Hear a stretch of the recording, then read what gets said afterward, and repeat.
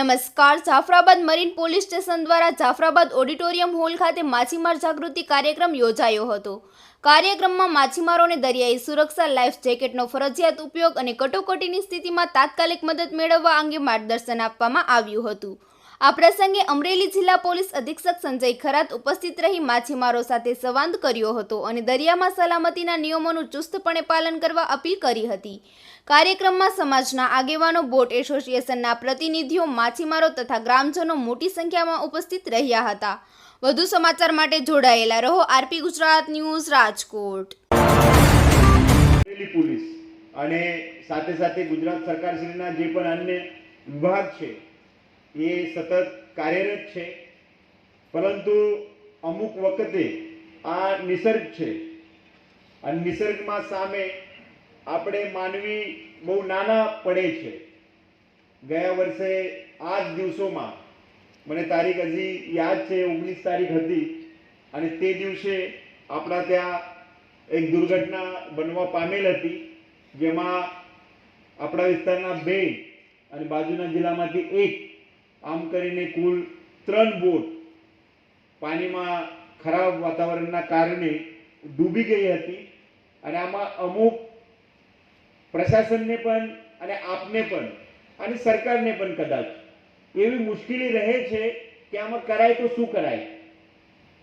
25 થી 35 માઇલ સુધી, nautical mile સુધી કોઈ જીવિત વ્યક્તિ અંદર હોય તો ત્યાં સુધી આપણે કદાચ કોસ્ટગાર્ડના મદદ સિવાય પહોંચવાનું બહુ મુશ્કેલ બને છે. અને એમાં આપણે કેવી રીતે તાકેદારી રાખવી એ રીતે સરે એકદમ હળવાશથી જે રીતે શરૂઆત કરી, મને એવું લાગે છે કે એક અધિકારી તરીકે નહીં પણ એક સામાન્ય નાગરિક કદાચ હું તમારા ત્યાં પણ બેઠી હોઉં ને તો મને એવું લાગે કે કોઈ અમરેલી જિલ્લાના કોઈ પણ એક મોટા અધિકારી, અને ખાસ કરીને અમે જેમ પોલીસ ડિપાર્ટમેન્ટમાં છીએ તો અમારા પોલીસ વડા એ છેક અમરેલીથી જાફરાબાદ આવી અને તમારી સાથે જે સુરક્ષા બાબતોનો એક સેમિનાર કરવાના હોય તો એમને સાંભળવો, એક લાવવો છે. સર ખૂબ જ સારા વક્તા છે. સરે ખૂબ જ હળવાશથી જેટલા પણ જે અહીંયા આજે સૌથી પહેલો એક એવો મેસેજ આપણને આપ્યો કે તમે લોકોનું જે ઇમ્પોર્ટન્સ છે કે તમે લોકો તમારા જીવના જોખમે જે દરિયાઈ જે ખેડૂ કહેવાય, બરાબર, ફિશિંગ માટે જાઓ છો તો તે બાબતે તમારે શું શું તકેદારી રાખવી. લાઈફ જેકેટની વાત કરી, કનૈયાલાલે સેટેલાઇટ ફોનની વાત કરી, લાઈફ પેલું બોય હોય એની વાત કરી. એક હોય તો એની ઉપર 3 જણા આરામથી કઈ એવી સિચ્યુએશન હોય તો પોતાનો જીવ બચાવી શકે. પણ સર હું એક મારો કદાચ એક નાનકડો પોઈન્ટ એડ કરીશ એની અંદર, જે કદાચ હશે. આમ તો તમારી જેટલી પણ કોઈ બોટ છે એની અંદર ફર્સ્ટ એડ બોક્સ હશે. આમ તો આશા રાખીએ કે એની જરૂર ન પડે.